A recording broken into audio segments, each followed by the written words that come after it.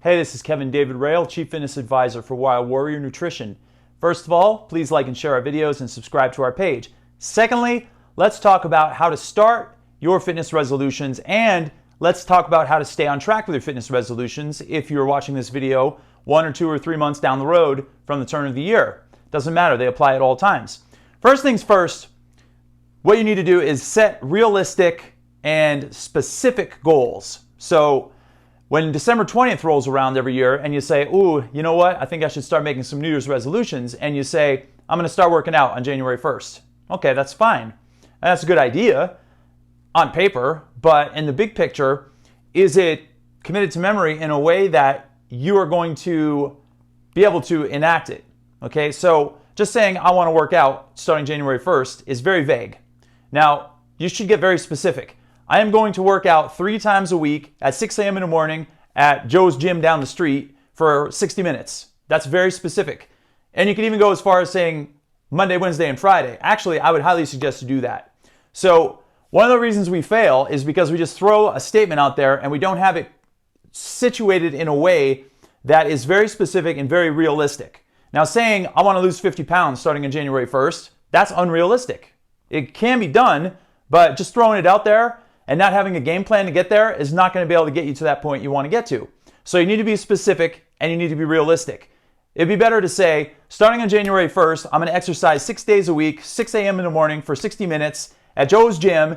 3 days I'm going to do cardio, 3 days I'm going to do strength training. My workouts are going to be, and literally write down exactly what those workouts are going to be, and then say, I want to lose 5 pounds by the end of the month. That's realistic, that's time related, and it is specific, okay?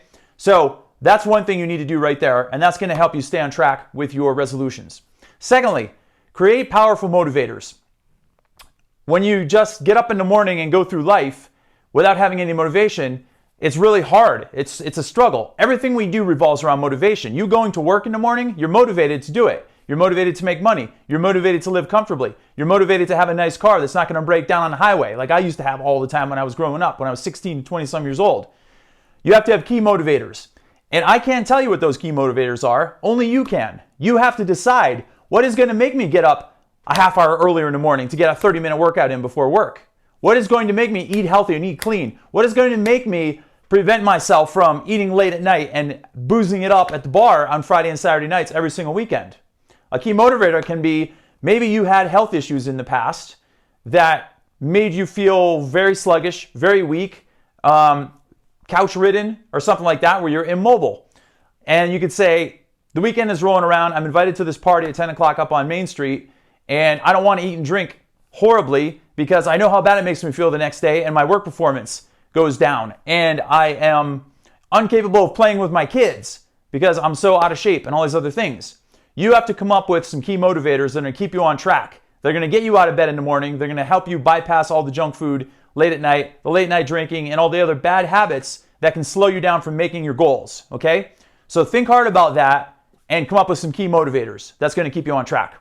Another thing, don't listen to all the fake influencers out there. That's a huge word, buzzword these days. Influencers. That's all we hear about. People call themselves influencers. That's their job. That is literally their occupation because they've got 150,000 followers on Instagram and everybody listens to every word they say. And it's a shame when I'm at the gym and a client comes up to me and says, hey, I heard about this blah, blah, blah, blah, blah exercise or this diet plan or this supplement or this thing or that thing. And I was wondering what you thought about it. And it sounds like the craziest, most outlandish thing I've ever heard in my life. And I say, where did you hear about that? And they tell me some name they saw on social media. And I look them up and they look like nothing but a hack to me. And they're talking about all this, oh yeah, do this and do this and do this. And their programming is horrible. And like the stuff they're talking about is horrible. And they're talking about eating late at night right before bed and stuff. And I'm like, that's absolutely ridiculous. I would never do any of that stuff. And it's all because they're listening to these influencers who have dozens and dozens of followers. And I don't know how this trend even started years ago, but it did. And they're out there. So what I'm saying is this. If you are an influencer, hey, more power to you. As long as you're putting out good quality content and you are a legit person, I'm all for it, okay? But when these people are out there on social media walking around thinking they're hot shots and they're celebrities, walking into gyms and walking down the streets and parking their cars crookedly on 2 slots and stuff like that, and act like they own the world and they act like they're entitled just because a few people listen to them and they're getting bazooka bucks off of something they're saying, only to pad their numbers and to pad their likes and to pad their pocketbooks, That's not cool, okay? So be careful about who you listen to when it comes to information. You're not like the influencer, you're like yourself. Always pay attention to you and your own best interest. And don't get sucked into anything that sounds too good to be true, because it likely is. Do your research on these people you follow. That's my advice to you on that one. Okay, take at least some action every day. And I don't care if it is 30 seconds worth of action, meaning you're sitting at your computer working, trudging along, and your eyes are falling asleep and you're getting tired. Get up and move for 30 seconds. Do some stretches, do some yoga, walk in place, go for a walk down the street, go for a walk around the building, something along those lines. Everything you do that has to do with action every day is going to move you forward. Anything. It doesn't matter if it's 5 seconds. If you get up and spin Indian clubs for 5 seconds and sit right back down, and your goal is to get more flexible shoulders and get out of shoulder pain, that's going to benefit you and it's going to help you. Don't forget how powerful the small things are when it comes to your resolutions, when it comes to setting them and staying on track with them. A reason we sometimes fall off the wagon is because, again, we bite off more than we can chew, and then a day comes, you're like, oh, I missed my 60-minute workout, I'm done, I'm screwed. Well, no, you're not. Just do 5 minutes. Do 5 minutes 3 times a day. During your lunch break, go for a walk, jump some rope, do some mobility drills, do some Indian clubs, do some wand drills. All these things add up over the big picture, and it's always going to keep setting you forward, and it's going to create positivity in your body and in your mind. So don't forget that, and never allow yourself to do 0 things on a daily basis. Always do something, and make sure it's a little bit of progress every single day. That's going to take you a long way with your resolutions. And lastly, don't compare yourself to other people too. We are bombarded these days with tons and tons of social media content where everyone's like, I want to look like this and I want to look like that.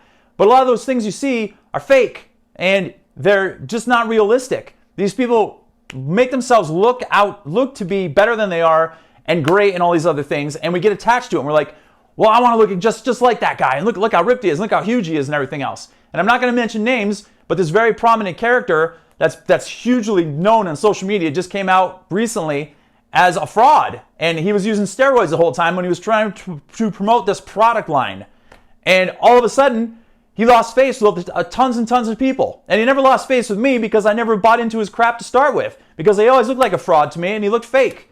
So don't compare yourself to other people. You are an individual. You deserve to have the best in life, and you should honor yourself and your body and do the best you can at all times, and don't worry about what anybody else is doing or saying or thinking. Only focus on you.